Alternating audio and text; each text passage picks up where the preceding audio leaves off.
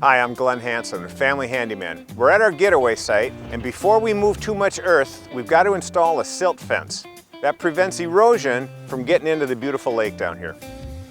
So this is a silt fence. This fabric lets water flow through, and it stops the sediment from getting past and down into the lake. Comes in simple rolls with stakes already attached. Lay out and mark the path for your silt fence. You install silt fence in line with the contour of your work site.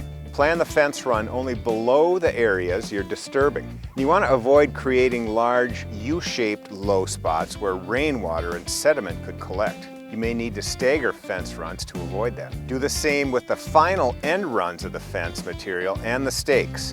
You dig a trench at least 4 inches deep. We had it easier because our excavator dug that trench for us with the machine. But you can dig a V-shaped trench or a square trench by hand, and you place the lower 8 inches of fabric into that trench. Most fence fabric will have a red printed line on it, noting that depth. The fence stakes should be on the back side or the lower side of that trench, and the fabric goes in the trench and runs uphill. That's the side of the slope you're protecting from erosion.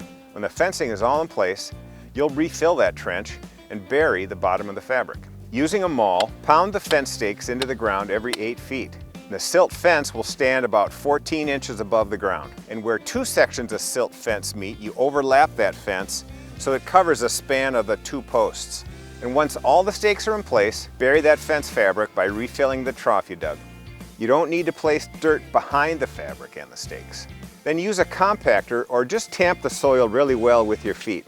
It's really important that you check on this silt fence every once in a while after a heavy rain to make sure that it's keeping its integrity and doing what it's supposed to do.